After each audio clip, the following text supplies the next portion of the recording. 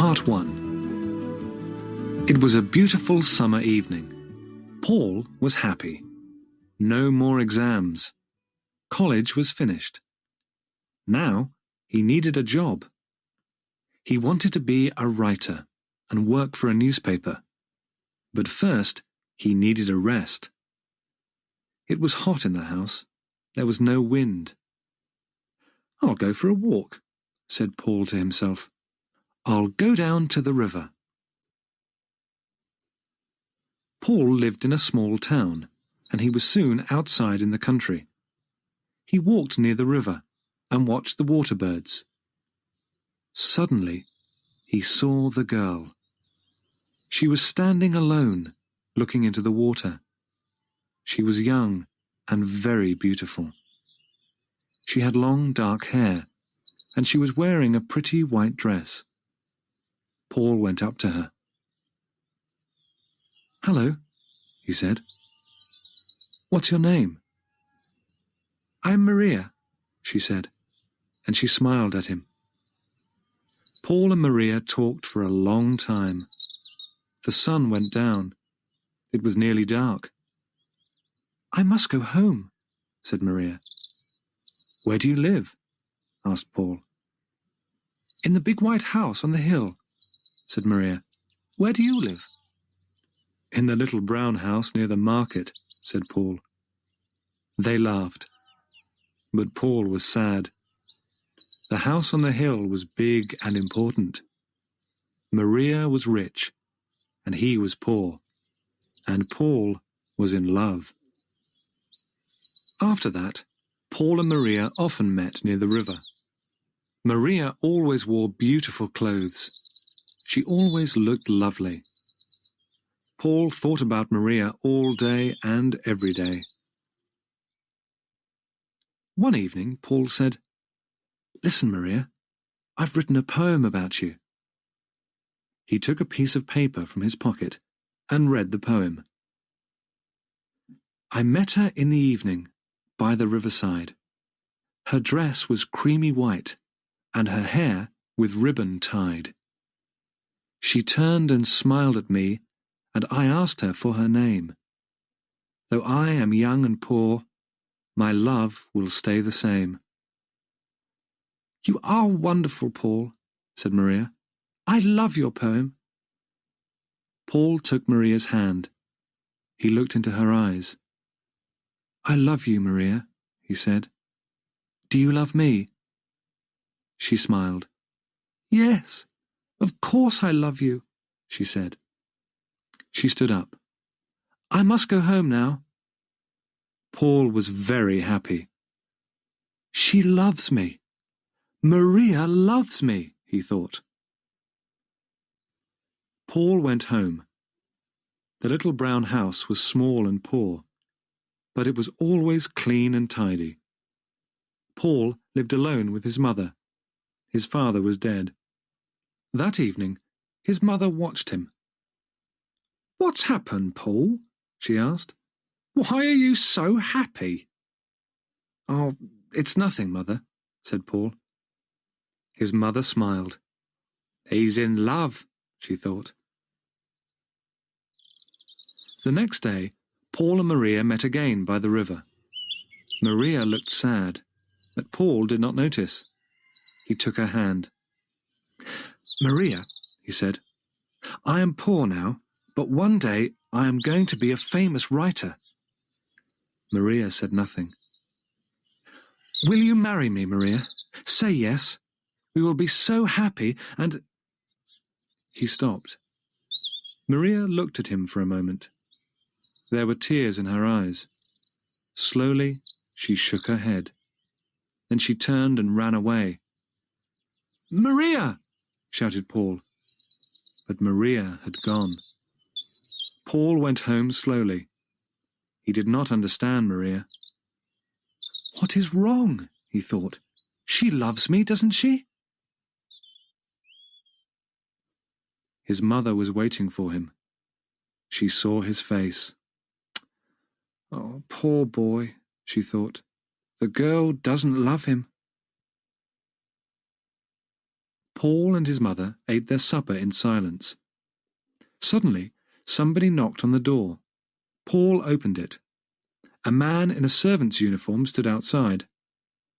"I'm from the house on the hill," he said. "My mistress wants to see Paul." "Oh, that's me," said Paul. "Can you come with me now?" said the servant. "Yes," said Paul. He was excited. "Perhaps Maria has changed her mind," he thought. "Perhaps she does want to marry me." Paul's mother stood at the door of the house. She watched Paul and the servant. "The house on the hill," she said to herself.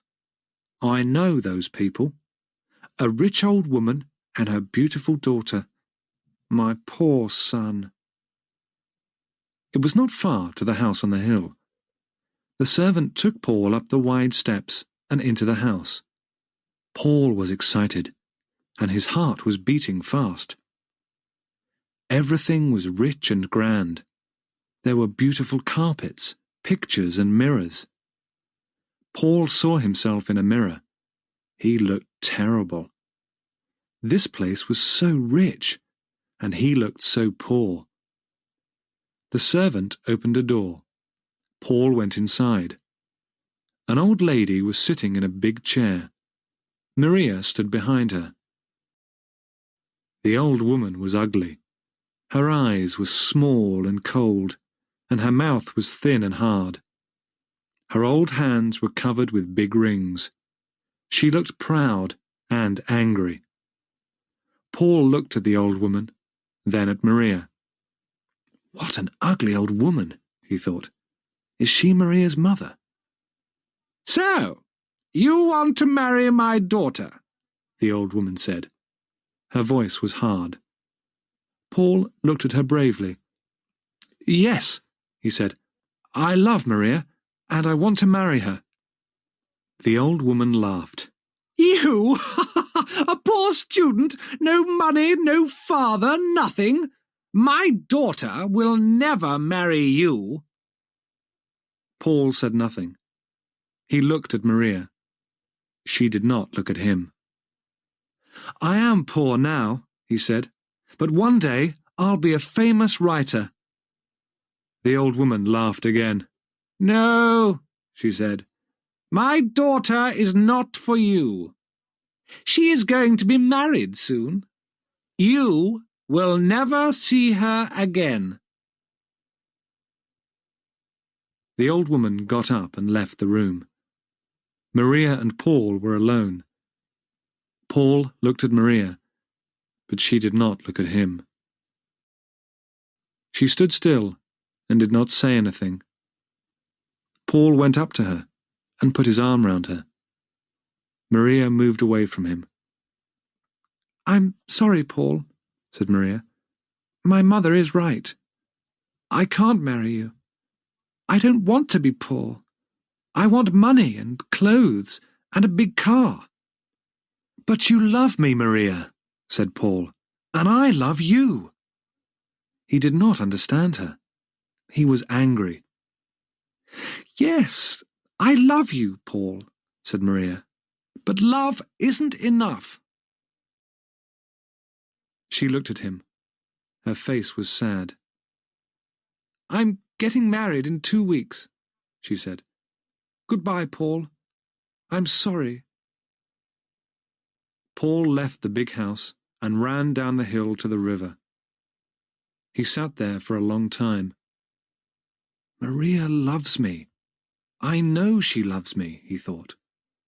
"But she is marrying another man. She is marrying him for money. It's her mother. Maria is afraid of that ugly old woman. Oh, Maria, Maria, what shall I do?" After a long time, Paul went home. There was a light in the window of the little house. The door was open. His mother was waiting for him. She looked at his face, then she put her arms round him. "They are bad people, my son," she said. "You must forget her." Part 2. For many days, Paul did not see any of his friends. His mother was worried about him. He did not talk to her. He did not eat or sleep. He often went to the river and sat there alone. All the time, he thought about Maria. One day, he saw a headline in the newspaper. Rich man's beautiful bride. There was a picture of Maria and her husband. She was wearing a long white dress and a diamond necklace. Her husband was old and fat. Paul turned the newspaper over angrily. There was a large notice on the back page of the newspaper. It was an advertisement. Paul sat down and read the advertisement carefully. Story competition. Write a story and win a prize. Our story competition offers a chance to young writers to win recognition and earn money. Stories can be on any theme, but must not be longer than 1,500 words. Send your entry to this newspaper before the end of the month. First prize, £500. 10 other prizes of £50. This is my chance, he said to himself. I'll write the story of Paul and Maria, and I'll win the competition. She'll read our story, and she'll be sorry. Paul was very busy now. Every day he got up early and worked at his story. His mother watched him. She was pleased. He was eating his food again.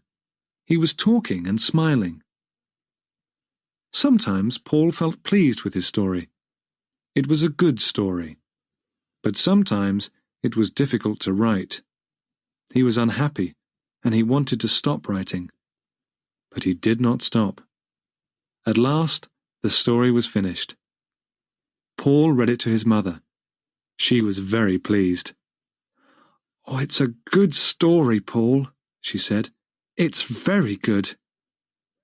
Paul wrote the story out again carefully and sent it to the newspaper. 2 weeks later, a letter came from the newspaper. Paul did not open it. He was too excited. He gave it to his mother. "You read it for me, Mother," he said. His mother opened the letter and read it. "Oh, read it yourself," she said, and gave it to him. She was laughing and crying too. Paul read the letter. "Dear Sir, I am very happy to inform you that you have won first prize in the story competition. If you would kindly call at this office on Thursday at 10 a.m., the manager will present you with your prize." Paul jumped up. He danced round the kitchen and waved the letter from the newspaper. "I've won!" he shouted. "Mother, I've got the prize! I'll be a writer! We'll have some money at last! I'll buy you a new dress and some furniture for the house." He stopped. "Will Maria see my story in the paper?" he asked. His mother looked at him. She was not smiling now. "Do you still love that girl, Paul?" she asked. "Yes, Mother," said Paul. "I'll always love her." On Thursday, Paul went to the newspaper office. The manager was very friendly. "Your story is good," he said. "Very good indeed. Here is the prize money."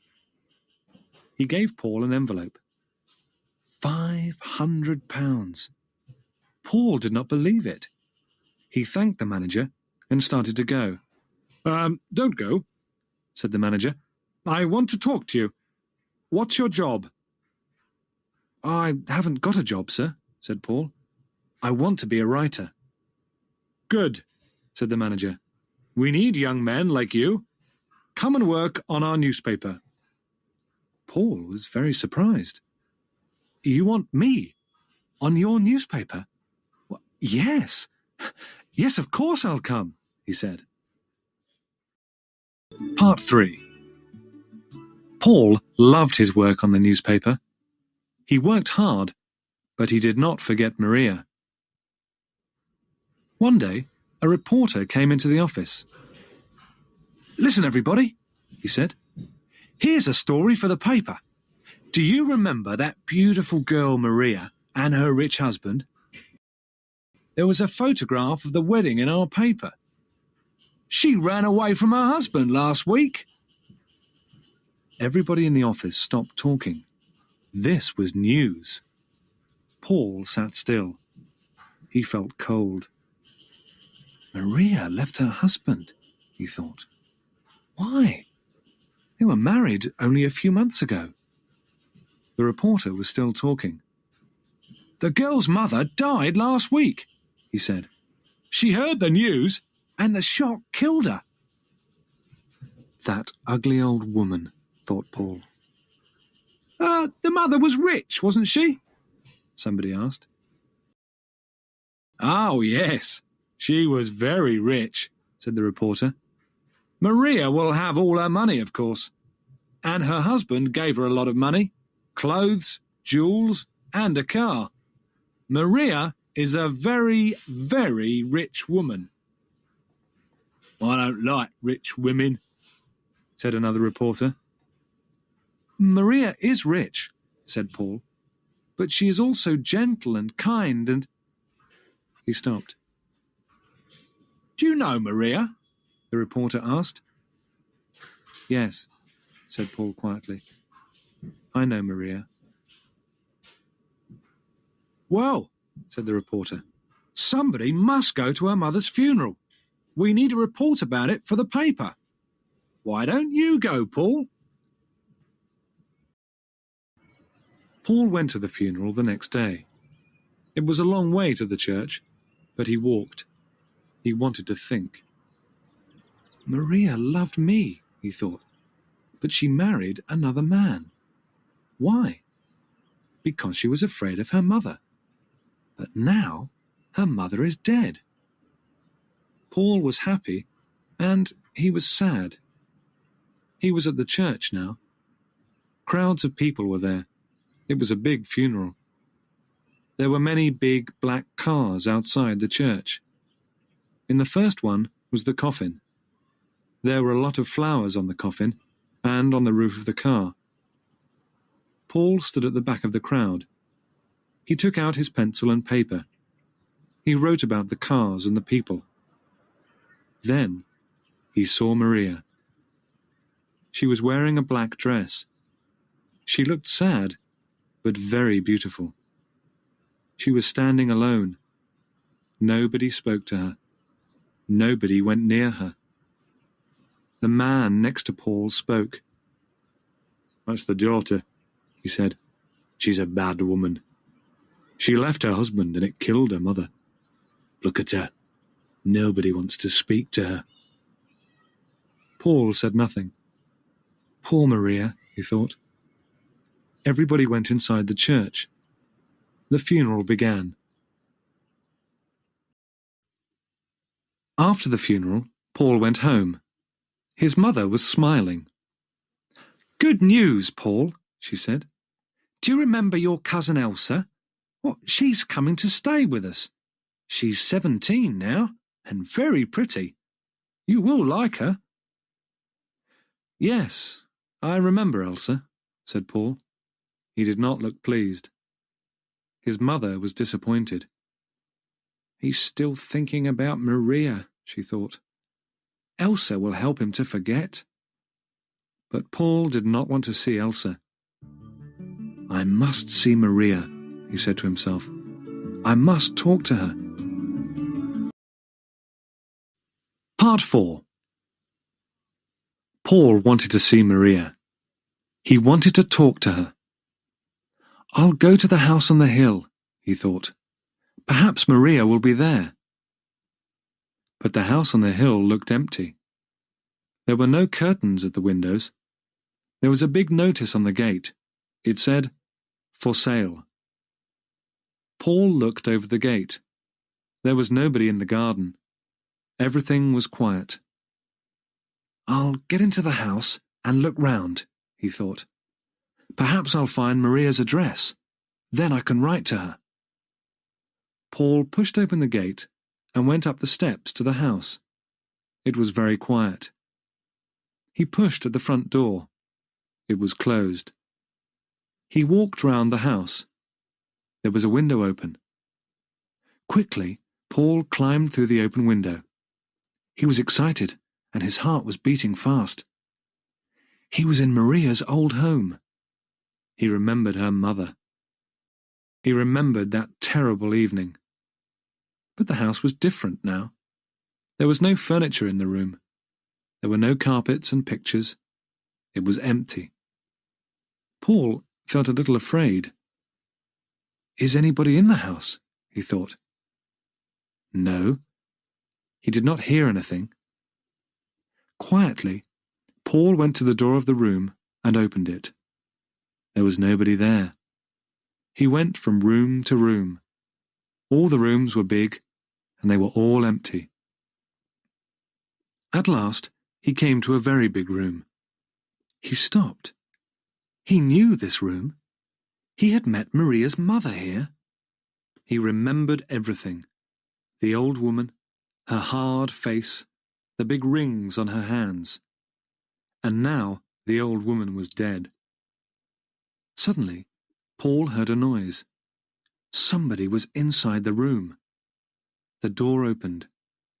Somebody was standing in the doorway. It was a woman. "Maria," said Paul. "Paul," Maria said, "what are you doing here?" "I was looking for you," said Paul. "You were looking for me?" asked Maria. She smiled. "Maria," said Paul, "why did you marry that man?" "Mother was old," said Maria. "I was unhappy here. I never went to parties, never went out. I wanted money. I wanted a good time and friends." "I understand," Paul said. "You were not afraid of your mother. You were tired of her. She was old, and you wanted a new life. But why did you leave your husband?" "My husband," said Maria. "That fat old man. He was stupid, Paul. He gave me money, he gave me jewels, a car, everything. But he didn't like my friends. He liked old people. I like clever, young people, Paul. I like you. You understand, don't you?" "Yes," said Paul slowly. "I understand now." "I'm glad," said Maria. "I was unhappy about you, Paul. I liked you. I liked your funny poems." "My funny poems," said Paul. He stopped. "You loved me, didn't you, Paul?" said Maria. "Do you still love me?" "You are married," said Paul. "You have a husband." "But I don't love him," said Maria quickly. "I want to be free. I want to go to parties and enjoy myself. Come with me. I have money now. We'll be happy together." "No," said Paul. "No. Everything's over." Maria was angry. Her eyes were small and cold, and her mouth was thin and hard. Her hands were covered with big rings. Maria looked like her mother. "I'm sorry, Maria," he said. "I don't love you any more. I loved you very much, but now everything is different. Goodbye, Maria." "But you can't leave me," said Maria. "I want you." "Go back to your husband," said Paul. He looked at her for the last time. Then he turned and walked out of the room. Paul left the house on the hill and walked home. He was free. "I was a fool," he thought. "Maria never loved me. How stupid I was. Maria is beautiful, but she is hard and cold. She is like her mother. I loved Maria's beauty, but I never loved Maria." It was a lovely evening. Paul felt very happy. The door of the little brown house was open. His mother was at home. She was talking to a pretty girl. "Paul," she said, "this is your cousin Elsa." "Hello, Elsa," said Paul. He smiled.